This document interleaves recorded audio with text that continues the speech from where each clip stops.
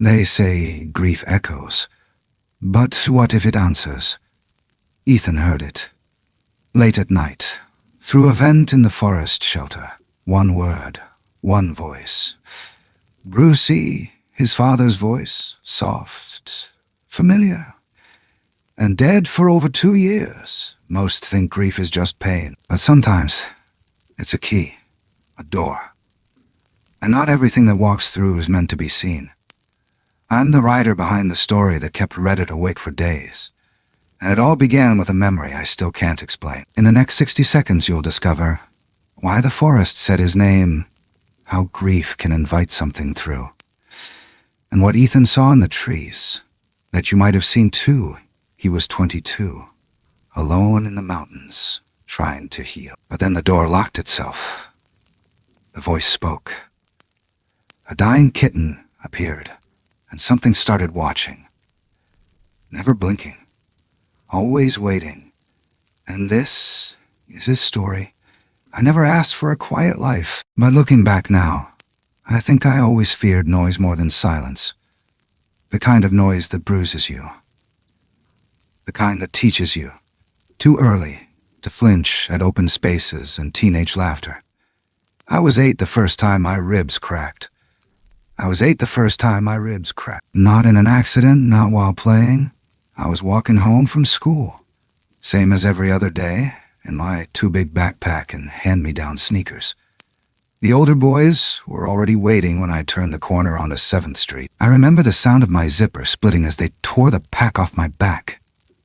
I remember the sidewalk hitting me harder than any of their fists. But what I remember most, what still shows up in dreams, is the silence that followed. The kind of silence that tells you this is just the beginning. My dad, Ray Tallman, found me at the hospital. His boots echoed down the corridor like thunder, and his eyes were twin storms that didn't break even as I told him what happened. He didn't cry. I didn't either. We'd already learned that tears didn't help a damn thing. That night he didn't say much. But I remember the way he pulled the blinds shut like he was closing out the whole world. And then he said, low and hard, "We're done with this place." Ray had never been a city man.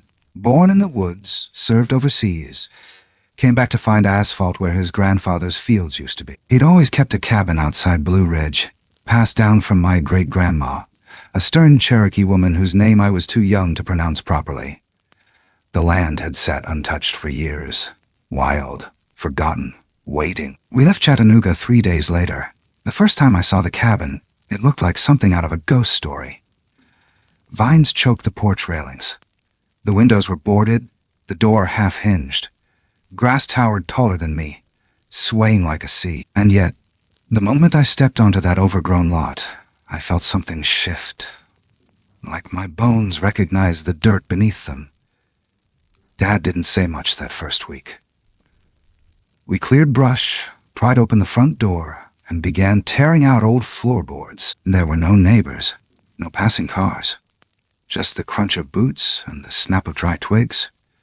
For the first time in my life, I wasn't looking over my shoulder. That summer, we started digging, not because we had to, but because we wanted to. Shelter Hollow, we called it. A hideaway built into the earth, framed with timber from fallen trees, sealed with sweat and patience. It became our sacred project, our therapy. And as weeks passed, it grew from a hole in the hillside to a second home, cool, dark, and steady. It was more than a shelter. It was a promise that we'd always have a place the world couldn't touch. We worked until our arms ached, until our shirts clung to us with sap and blood. Some nights we'd sleep down there, lanterns flickering, dirt under our nails. Dad would tell me about things he'd seen overseas, quiet things, strange things, eyes in the trees. I thought he was just trying to scare me. Then came the night we found the first one. Not a creature. Not a creature. Not yet. Shelter Hollow, our perfect little fortress, ransacked. Wood splintered. Beams cracked. Mud walls clawed open like something had tried to burrow through. No signs of human intrusion. No footprints we recognized. "Bear, maybe," Dad muttered. But he didn't believe it. I could see it in his jaw. Tense, grinding. We built it again. Stronger. Deeper.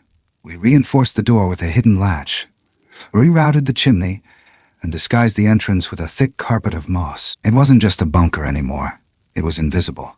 A secret between him and me. And then the world shut down. When the virus came, people locked their doors and watched their screens. Not us. We were already off-grid, living off what we hunted and grew. But no precautions could save him.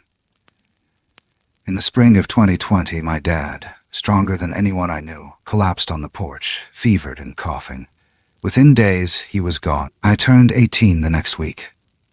The silence that followed was heavier than any punch. The cabin echoed in ways it never had before. The woods, once alive with our laughter and saws, fell dead quiet. I stopped sleeping indoors, started spending whole days in Shelter Hollow, alone. The dirt felt grounding. The dark, comforting. But the earth itself was hugging me tight so I wouldn't shatter. Then came the knocking. I'd sealed the chimney tight with mud and leaves. Standard practice. But one night, as the wind howled through the trees, I heard it. Not wind. Not branches. Knocking. Rhythmic. Intentional. Then fingers. Then fingers. Slender. Probing. Scraping against the inside of the flue. I should have screamed.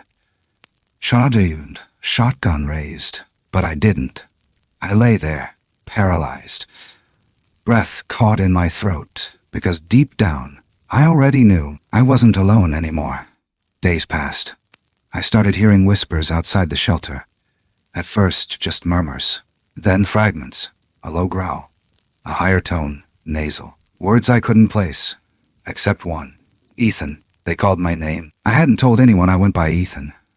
Not since my dad passed. To the world, I was James Tallman, just like him. But Dad used to call me Ethan. Always.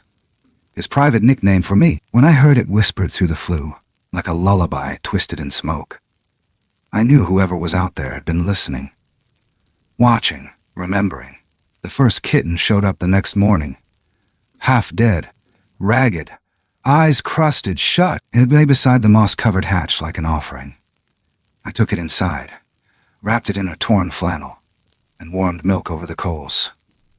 My hands shook as I fed it. A part of me knew this wasn't coincidence, and yet I couldn't turn away. That was the first time the forest offered me something broken, and the last time I thought it was just a forest.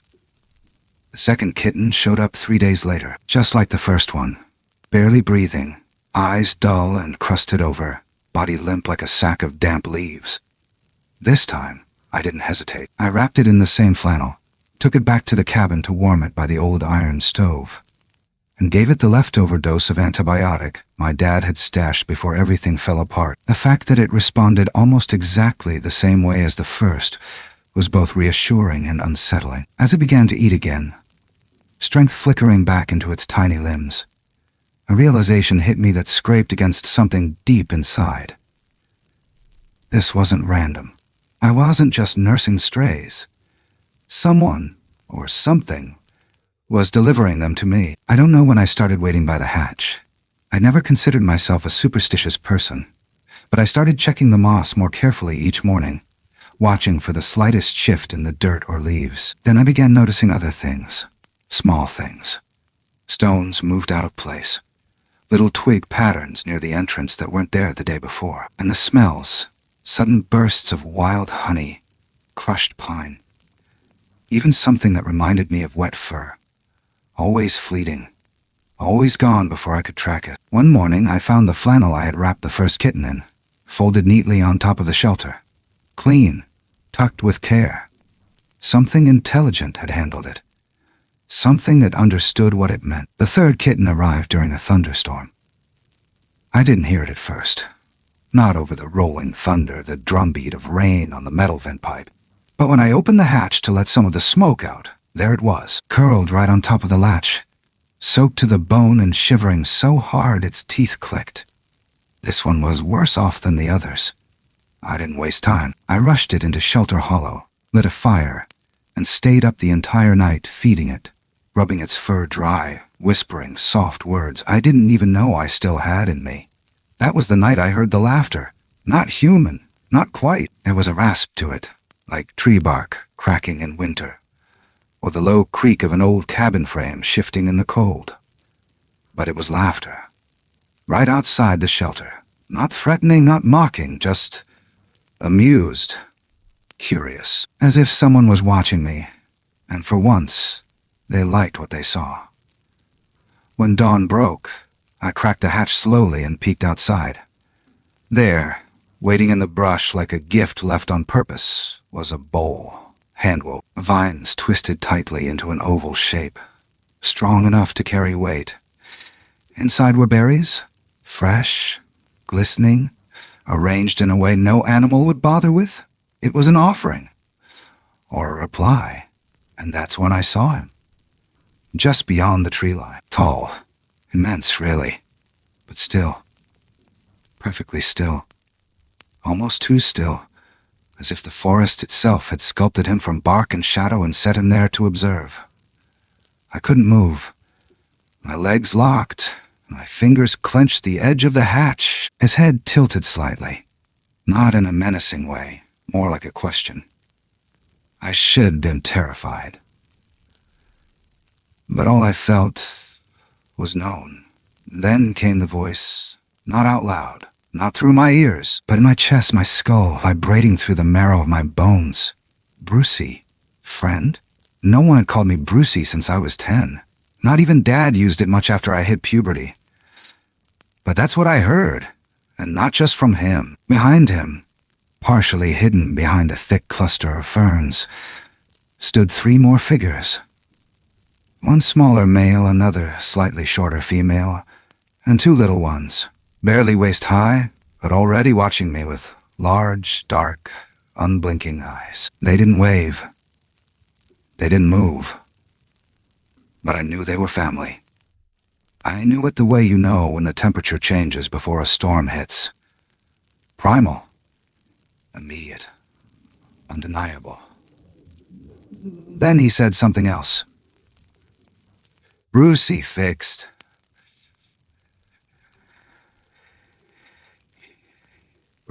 And just like that, they vanished. Not in a blink, not like magic. They simply turned and walked, slow, unhurried, as if they knew I would follow, if not now, then soon. But I didn't follow, not yet. Instead, I sat down in the dirt, the woven bowl still in my hands, and felt something inside me unravel. A knot I hadn't known I was still carrying. I wanted to cry, but the tears wouldn't come. My breath shook like dry leaves. My heart felt like it had been struck by lightning. And in the silence that followed their departure, the only thing I could hear was the crackle of my fire and the soft purr of the kitten I'd just saved. I spent the rest of that day moving like a man in a trance. I chopped firewood with my eyes on the trees, never my axe. I kept glancing over my shoulder, half expecting one of them to be watching again. When night fell, I didn't sleep. I just laid there in the shelter, staring up at the darkened ceiling, the bowl beside me, wondering what kind of line I'd just crossed. I wanted to believe it was friendship. I wanted to believe this was a gift, but there was something else under that. Some darker thread weaving its way through my gut. A knowing I couldn't name yet. Something I was afraid to even look at too closely. Still, the next morning, when I stepped outside, there were 9 dead trees stacked neatly beside my woodpile. And I knew, without a shadow of doubt, that this wasn't just the forest helping me back. This was someone choosing me for something I hadn't yet understood. And maybe still don't. There's certain kind of silence that doesn't belong in the woods. I don't mean the peaceful hush of snowfall or the stillness before sunrise. I mean a thick, alert quiet. the kind that makes even the birds shut up. That's what greeted me the night I first heard the voice again. Only this time, it wasn't just in my head. It came from inside the chimney, like breath pushed through a rusted horn, like someone trying to whisper, but forgetting how to sound human. I had sealed the flue again with fresh mud and pine needles after the last incident, but something was disturbing it. I could hear it clearly this time, dragging, scraping, a rhythmic shuffling like fingers pushing against the inner brick. My fire had died out earlier, and the shelter was cold, the kind of cold that gets in your lungs and stays there. But I didn't move. I just lay under my blanket, eyes fixed on the vent, body locked in that strange place between fear and fascination. Then I heard it, a low, gravel-thick voice, barely a murmur. But the name was clear. Brucey. I sat up, blood thudding in my ears. Not just because of the name, though that hit deep, but because I could swear I heard another voice right after it, higher, softer. Still not quite right. Nasal, childlike, almost. Brucey, she repeated, and it sounded affectionate, wrongfully intimate. That was what chilled me. That word hadn't passed anyone's lips since Dad used it in stories. Hearing it now from strangers I hadn't met, creatures I hadn't seen up close, made something inside me pull tight like a bowstring. And then, in the space of one heartbeat, the hatch opened, not by accident, not because of wind. It swung upward fast, then slammed shut hard enough to make the dirt walls vibrate. I leapt to my feet and pressed my back against the far side of the shelter, knife in hand, breath sharp as ice. I stayed awake the rest of that night. Every creak in the ground above sounded like a footstep. Every gust through the vent made me flinch. I didn't sleep, didn't blink much either. I just sat there and listened to the wind tell lies about how alone I was. Morning came, eventually. Gray, damp, heavy with mist. When I finally dared open the hatch, a small shape lay motionless just beside it. Another kitten. Third? Fourth? I was losing count. This one wasn't moving, not breathing, I thought at first. But no, its tiny sides fluttered with shallow gasps. I scooped it up with my shirt and ran it back to the cabin like a man holding a live grenade. By now, I had a routine. Antibiotics, warmth, formula. I barely thought. I just moved. The kitten responded slowly but steadily, and after a day and a half, it was back on its feet, tail twitching, already looking for a way out. I called my old contact at the veterinary clinic, a guy Dad knew. Told him everything but the truth. 6 strays, same symptoms, responding well. He didn't ask many questions. Probably thought I was hoarding ferals. Maybe I was. Once the kitten was stable, I brought it back to Shelter Hollow. I didn't even make it all the way down the hill before it jumped out of my arms and vanished into the trees. Not scared, just going home. That's what it felt like. That same evening, as I sat outside preparing dinner on the flat stone Dad and I had carved into a makeshift table, I noticed movement again. Same direction, same group of trees. I didn't turn my head, just kept slicing meat, slow and calm, but I saw it. A tall figure, watching. Then another, smaller, closer. I could feel their eyes on me, a presence that pressed against my skin like humidity before a summer storm. I stood up, walked inside, and returned with something of my own this time.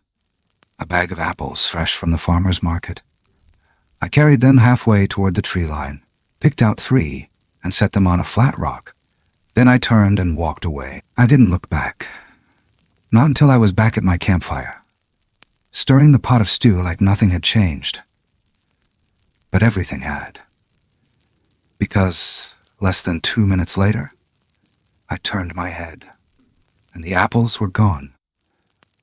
All of them. Not a sound, not a snapped twig. Just silence. But this silence wasn't empty. The next morning, I found another offering. A fresh bundle of dry firewood, laid neatly beside my own stack. Not just dumped, arranged, parallel lengths, bark facing the same direction. It was more than help. It was conversation. For days, this back and forth continued. I'd leave something small. Baked bread, berries, a folded cloth. I'd come back to find small gifts in return. Tools made from stone and bone, herbs bundled with grass, even a carved figure that looked eerily like a man standing with arms outstretched. Then one night, I had dreamed of firelight. Not my fire, not my shelter, but something deeper, older. I saw stone walls, flickering shadows, the unmistakable glow of amber eyes in the dark. And in a dream, someone took my hand, large, warm, rough as a tree root, and led me downward into a place that felt carved from time itself. I woke gasping, and there, right beside my sleeping bag, were 4 perfect paw prints, cat-sized, but they glowed faintly in the moonlight, almost like they'd been burned into the ground. I didn't sleep again that night. I just waited for the morning to show me what else had changed, because I knew this wasn't just curiosity anymore. They weren't just watching, they were inviting, preparing. And I was already halfway across the line without knowing if I could go back. I don't remember walking into the woods that morning. I remember waking up with the scent of damp moss clinging to my nostrils, a faint sweetness in the air like crushed berries, and the distant sound of something large moving through the underbrush. The fire I'd built the night before was long dead. Nothing left but a pale ring of ash. But something was waiting. I could feel it pressing at the edges of my awareness like a dream I couldn't quite shake. I had planned to head home that day, restock supplies, shower, maybe pretend to be part of the regular world for a few hours. But when I opened the hatch and saw the woven basket, I froze. Not because of what was in it, though the fruit looked fresher than anything I could find at a market, but because it was the same exact weave I'd seen before. Same pattern. Same material. The symmetry was almost too perfect. Someone had spent time on this, a lot of it. It wasn't just a gift. It was an invitation. Then I saw them. They weren't hiding this time. The tall one, Papa, as I'd later call him, stepped into the clearing like it always belonged there. He didn't stomp. He didn't sneak. He just arrived. One moment the woods were empty, the next he was standing no more than 30 feet away, framed by a shaft of weak morning light cutting through the mist. His fur was matted in places, patches of mud clinging to his legs, and yet there was a quiet dignity to him. Something it refused to bow. I couldn't move. Not out of fear exactly, but awe. He raised one massive hand. Not a wave, not a warning. Just a slow, open gesture like he was acknowledging me. And then, without sound, without effort, I heard it again. Inside, not through my ears, Brucey, friend. The voice wasn't cold. It wasn't a threat. It was curious, heavy with meaning. I swallowed hard, my heart thudding so loud I thought I'd hear it. Then he said something else. Something that rattled me to my core. Brucey fixed. And then he turned and walked away. But he wasn't alone. As he stepped back into the fog, 3 more figures joined him. One was smaller, maybe a female. A little less broad, slightly shorter, but still towering over me by a good 2 feet. Her fur was sleeker, darker, and her face had a gentleness to it that surprised me. Behind her were 2 smaller shapes, children. No more than chest height, but upright, alert. They didn't make a sound. They just looked at me, eyes wide and unreadable. Then they too vanished into the trees. I stood there for what felt like an hour, but couldn't have been more than 5 minutes. Then I did the only thing that made sense. I made tea. That might sound ridiculous, but my hands needed something to do. Something to ground me, and the ritual of boiling water, steeping the leaves, watching the steam rise. It helped, but I couldn't stop glancing toward the tree line. Couldn't shake the image of those 4 shapes melting into the mist like spirits returning to their realm. It was the children that stayed with me. Their eyes. That night, I built the fire higher than usual. Not out of fear, but hope. I wanted them to return. I needed them to. I had questions I couldn't put into words, answers I didn't know how to ask for. And somehow I knew they'd come back. They did.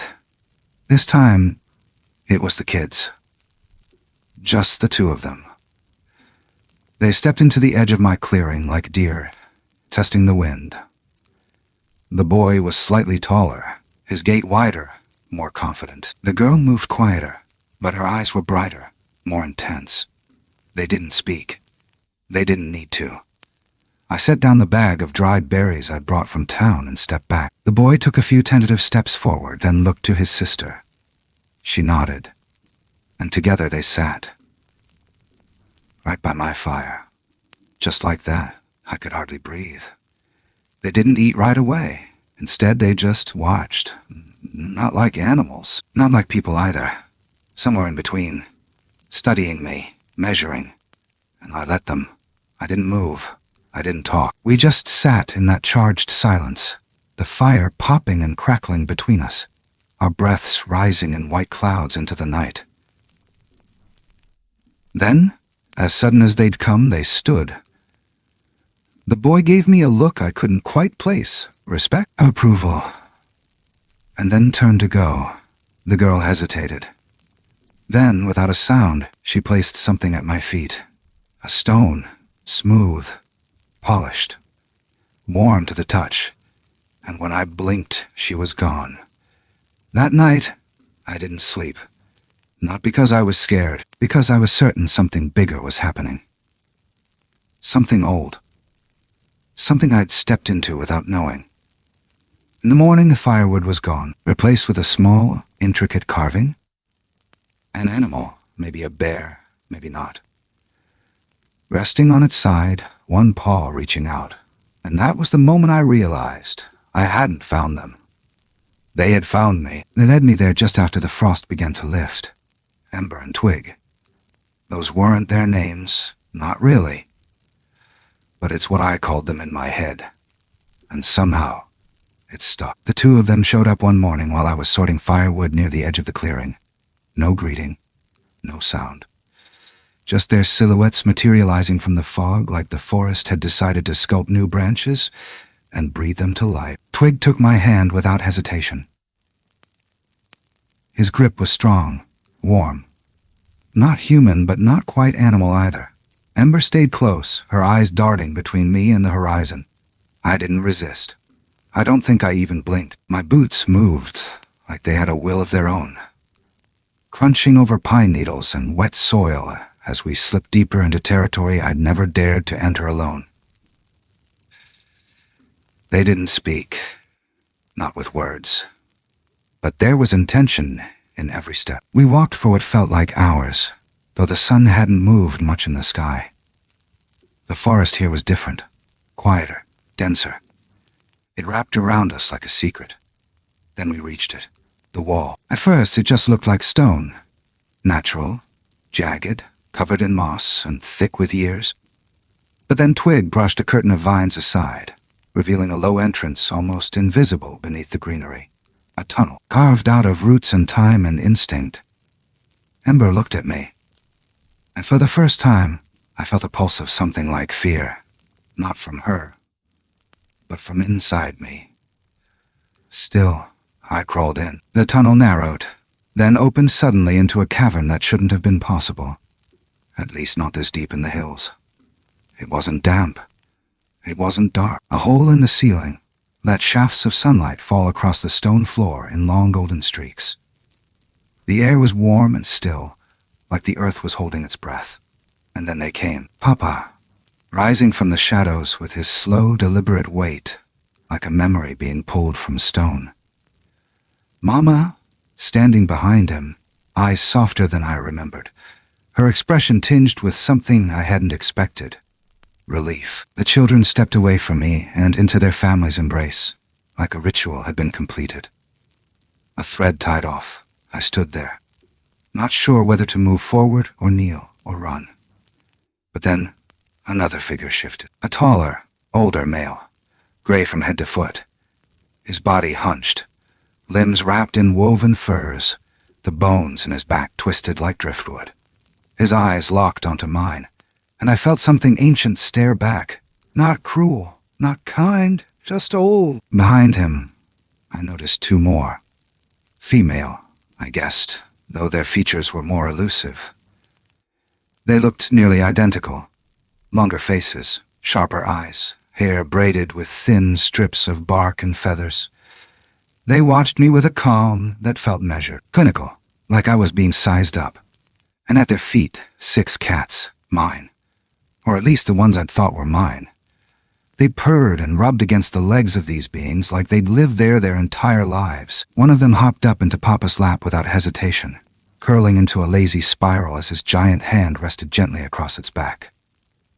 The stone walls bore no markings, no blood, no bones, no stench of wild living.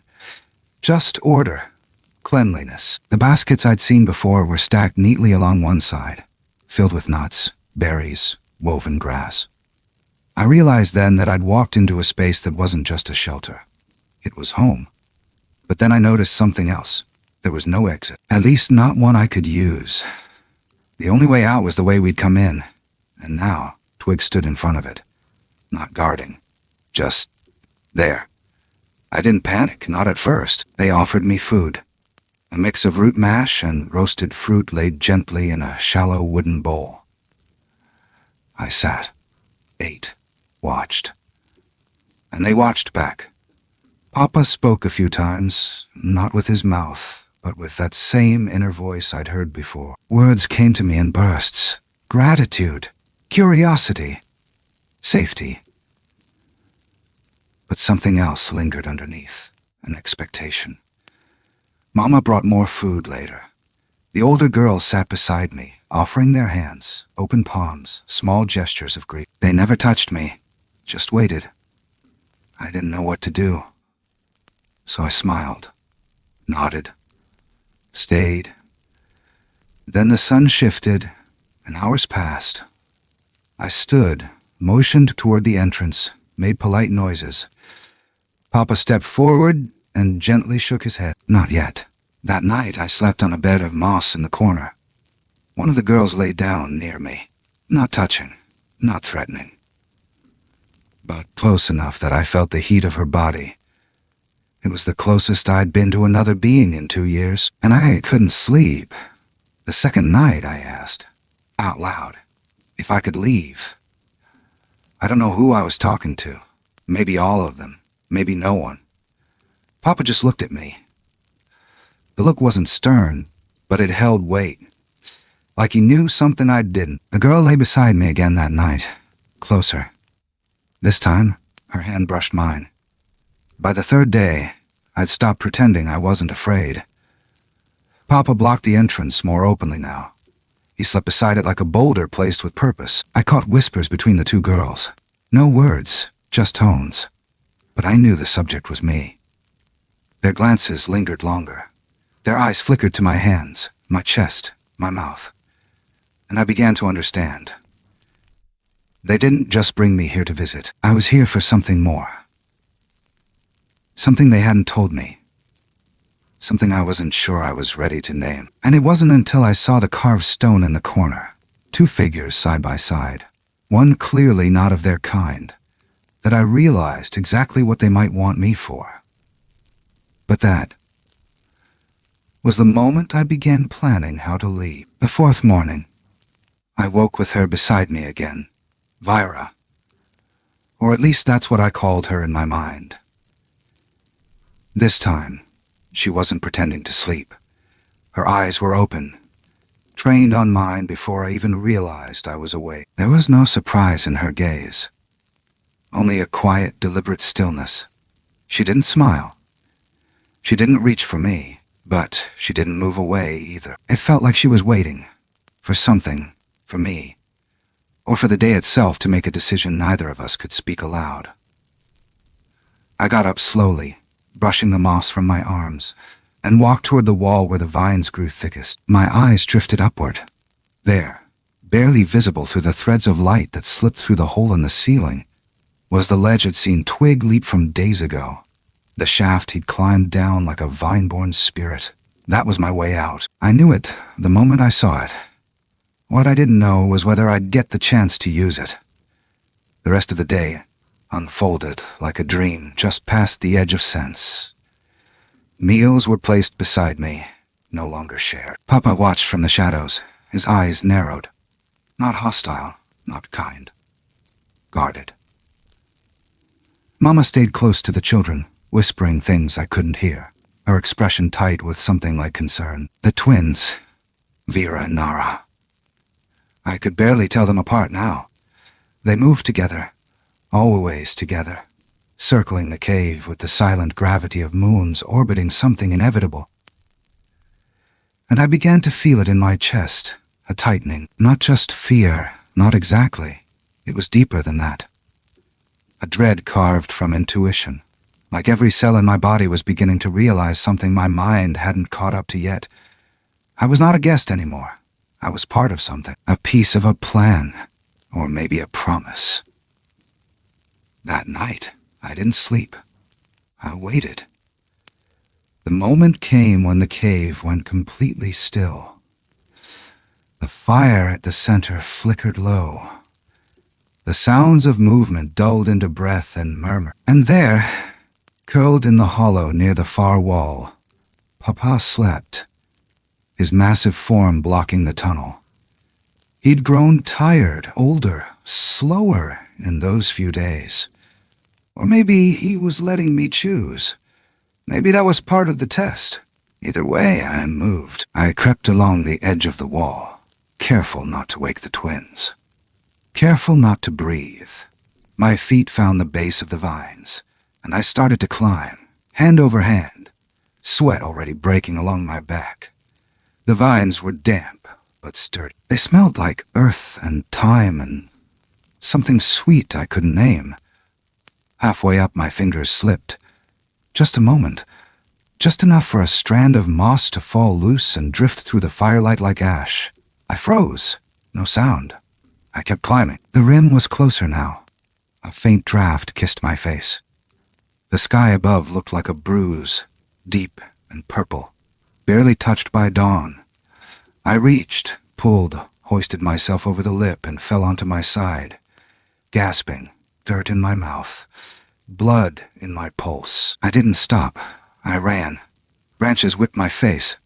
Roots grabbed at my ankles. The woods were thicker than I remembered, or maybe I was clumsier. I couldn't tell. I only knew I had to move. Shelter Hollow was somewhere behind the next ridge, and I didn't dare look back. When I saw the outline of my cabin through the trees, I nearly collapsed. I stumbled through the door, slammed it shut, and locked every bolt, every latch, every window. Then I crawled into the closet, shut the door, and pressed myself against the coats Dad had left behind. I don't know how long I stayed in there. A day. Day. 2. Long enough for my throat to go raw from thirst, for my stomach to knot itself into hunger. But I didn't move. Not until the knock came. Not loud. Not hard. Not hard. Just gentle. A tap against the back wall of the cabin. Not inside my head. This time, it was real. Brucey, it said. Low. Careful. I'm sorry I didn't respond. Couldn't. I just pressed harder into the dark. Heart pounding so loud it drowned out everything else. When I finally crept to the window the next night, there was nothing. No footprints. No shadows. Just the woods. Still. Indifferent. But inside, I knew better. They hadn't wanted to hurt me. They just wanted me to stay, and that might have been worse. I thought I'd left it behind. I wanted to. I tried to. For weeks, I didn't step beyond the porch, didn't walk the creek, didn't even glance toward the tree line that once felt like home, and now loomed like a warning. I busied myself with repairs, stacked wood in tighter piles, cleaned gutters, fixed a draft I'd ignored for 3 years. I even caught myself whistling, but it was hollow. Every sound I made felt like an echo of the cave, of their breath, their silence, their eyes. Then came the smell, not strong, not foul, but familiar. A blend of wet stone, pine sap, and something musky earthy, like fur dried by smoke. I opened the back door and froze. The cats had returned. All 6 of them curled along the railing like they'd never left. Eyes half-lidded, tails twitching with an eerie calm. And in the center of the porch, resting on a stack of my freshly chopped firewood, sat the carving. It was different this time. Not just 2 figures. 3. The third was unmistakably human. I didn't pick it up. I just stood there, staring, my mouth dry, throat closed tight as a drum. My feet backed me into the cabin like I'd been trained. I locked the door, all of them. Then I lit the fire. Too early in the day, too hot for the weather. But I needed it. The glow, the crackle, anything to keep the dark out of my bones. I didn't sleep that night. By morning, the carving was gone. So were the cats. But in their place, a trail of stones, small, smooth, lined up perfectly, leading into the... I counted 27 before they disappeared into the ferns, and I followed. Of course I did. Not because I wanted to know. Because I already did. The forest swallowed me faster this time. Like it had grown accustomed to my weight, my fear. It didn't push back. It opened. I walked deeper than before, past the landmarks I used to trust, past the creek, past the birch grove, where I had once carved my initials as a kid, and then I saw it. The circle, bones, arranged in a perfect ring, not scattered, not dumped, placed. Femurs, ribs, skulls. Some animal, some I wasn't sure. All bleached white, clean, humming with the weight of something sacred. In the center, a stone flat and wide, blacker than the rest of the forest, with a single red feather pinned beneath a woven braid of fir and vine. And standing across from me, just beyond the ring, was Vyra. No smile, no threat, just waiting. Her hand lifted slowly, palm up, fingers open. Stay. The word entered my mind without sound. No pressure, just offer. I didn't move. I couldn't. Every inch of my spine told me this was something ancient, something holy. And then the forest shifted. Branches bowed, wind dropped, and they came. Not just the family, the others, a dozen, maybe more, some taller as trees, some hunched like rocks, eyes glowing, not evil, not even curious, just present, witnesses. The ring became a theater, and I stood center stage. I don't remember stepping forward. I only remember the circle closing behind me, the silence thickening. And then Vyra stood at my side. She pressed the braid into my hands. No force, no command. Just wait. And when my fingers closed around it, the forest exhaled. A deep sound rolled through the trees, a low thrum, like a cello note held too long. My knees buckled, not from fear, but from understanding.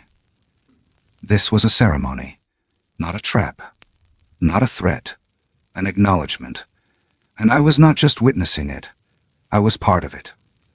The sound changed, a crack, sharp, distant, wrong, gunfire. From the ridge, everything froze. Every creature turned toward the sound. Vyra shoved me hard to the ground. her body shielding mine. The others scattered like smoke, and through the trees I saw them. 2 men in camo, rifles slung, stepping too close, too loud, too late. I crawled backward, my chest heaving, and when I looked up again, the ring of bones had been kicked apart. The stone cracked down the center, and Vira was gone. Just like that, gone. The forest emptied around me like water from a drain. The cold hit me next. I crawled out of the ring, my limbs numb.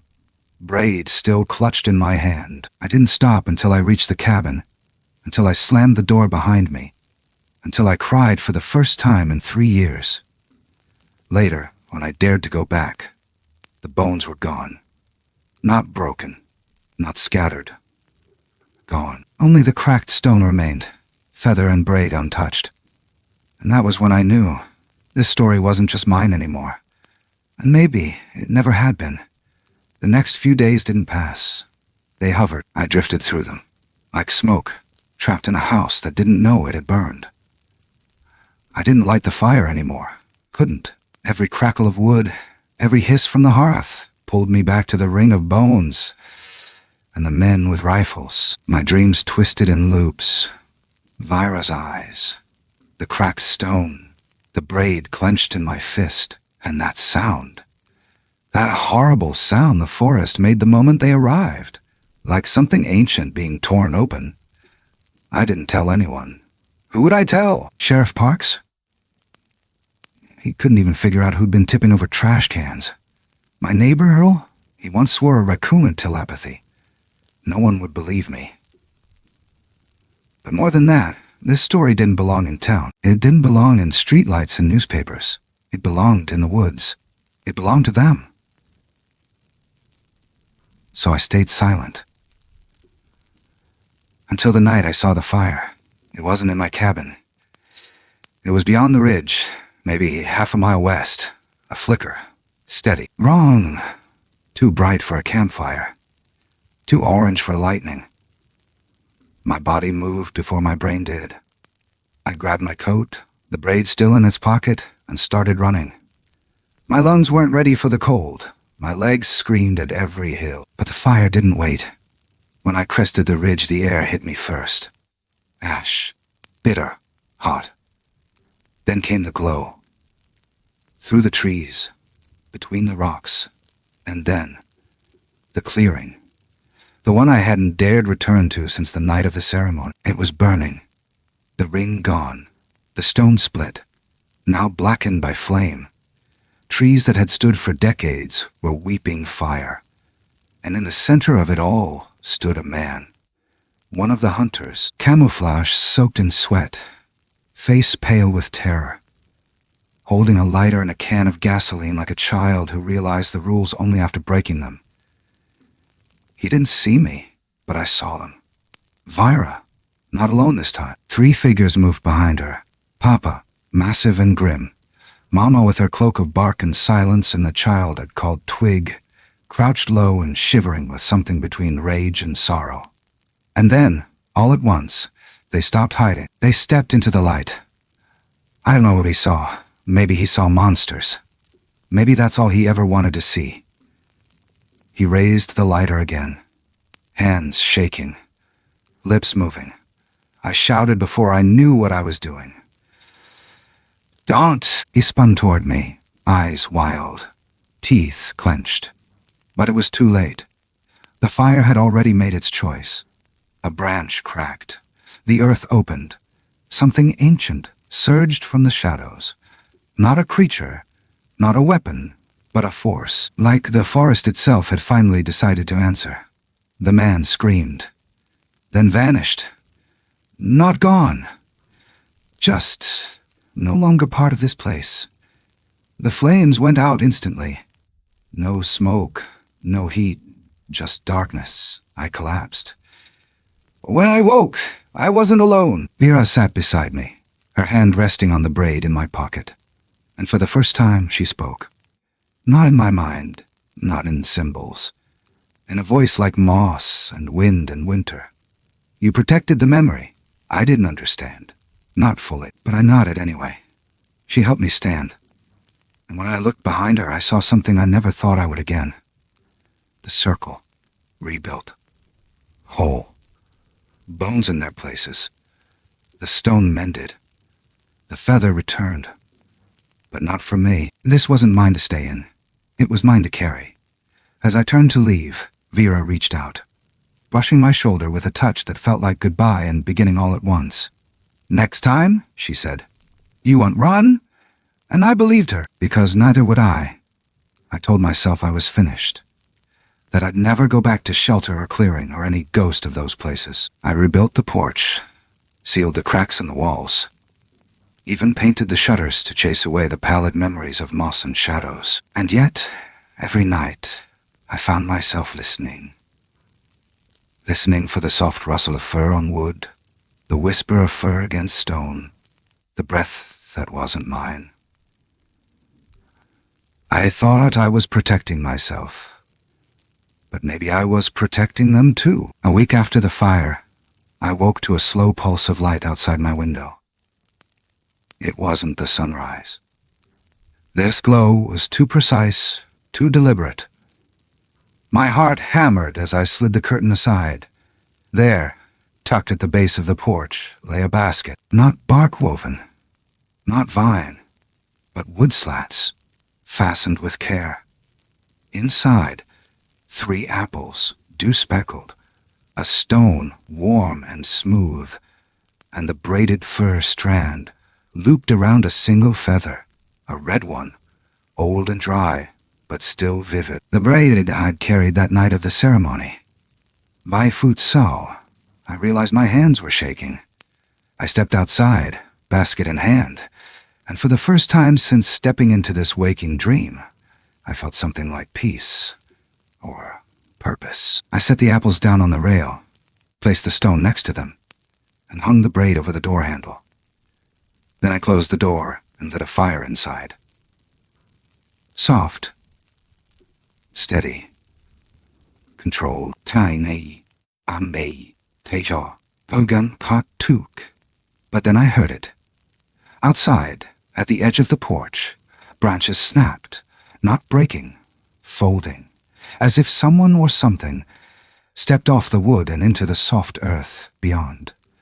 But I didn't move. I just stared through the window until the shapes embroidered themselves across the night. Papa, Mama, Vera, Twig, and the others, standing silent in the firelight's reach. I saw the cats, too, weaving between their legs, purring low and content. They didn't advance. They didn't retreat.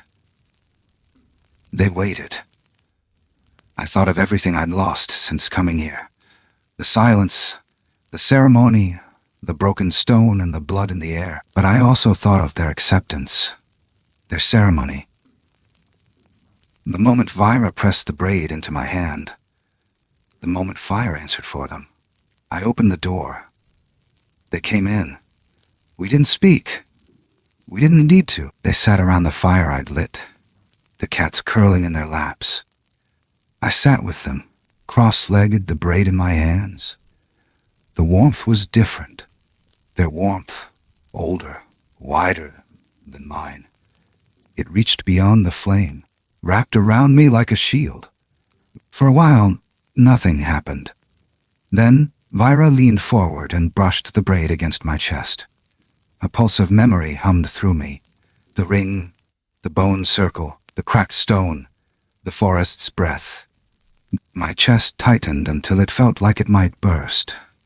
And then I whispered, "I'll carry it." Suddenly, the forest outside came alive. Soft winds through eaves, a low murmur in the trees. The promise of rain or dawn, a breath that held 100 unlived days. I realized I wasn't just standing at the threshold between human and wild. I was crossing it. They left at first light. No sound, no path. Just the absence they'd embraced so many times before. But when I awoke, the braid was gone. In its place, a single red feather pinned to my front door. And I knew then that the promise they made wasn't just theirs. It was mine, too. I don't know what comes next. I don't know if I'll return to the clearing or enter the cave again, but I feel their presence in every forest breath, every fire crackle, every night that stretches long and strange. Because some promises can't be broken, and some friendships live between worlds, waiting. I keep the feather beneath my pillow. At night I hold it close and listen, and sometimes I hear them, waiting for me. Maybe they'll come back. Maybe I will too. But whatever comes next, I know one thing. This story isn't over. It's just beginning. There are places the maps don't show. Places not marked by compass or coordinates, but by the quiet pulse of something ancient and alive. These are the corners of the world where silence holds memory, and stillness is not emptiness but reverence. Where pain is not buried, but honored. Where healing does not come with noise, but with presence. In a world that runs so fast, that demands proof and speed and certainty, there is something sacred about stillness, about choosing to listen to what can't be said out loud. Sometimes, healing doesn't come with answers. It comes with staying, with witnessing, with offering kindness not for a reward, but because it's the only thing left that makes sense. What if the wild wasn't something to fear, but something to trust? What if the strange and the hidden weren't enemies to conquer, but truths to accept? Perhaps in the hush between one breath and the next, we begin to see not just with our eyes, but with the part of us that remembers what it means to belong. This story, like many true ones, was never about monsters. It was about becoming human again, about the cost of grief and the quiet gift of compassion, about how the act of protecting something wild and wounded can in turn mend what was broken in us, and about how sometimes the greatest transformations are the ones no one else will ever believe. But belief is never what mattered most. What matters is the choice to care, the choice to stay when it's easier to run, the courage to reach into the unknown, not with a weapon, but with an open hand. In the end, every wilderness carries a lesson. Every shadow shelters a story. And sometimes, the things we call myths are simply truths too old to shout. Thank you for walking this path with me, for listening not just to the words, but to the spaces between them. If this story moved you, if it reminded you of something long buried, or offered a quiet light in a dark place, I'd love to hear what it stirred in you. Leave a comment below. Share your thoughts. Subscribe if you haven't already. There are more stories waiting, and I'd be honored to share them with you. Until then, stay wild, stay kind, and never stop listening.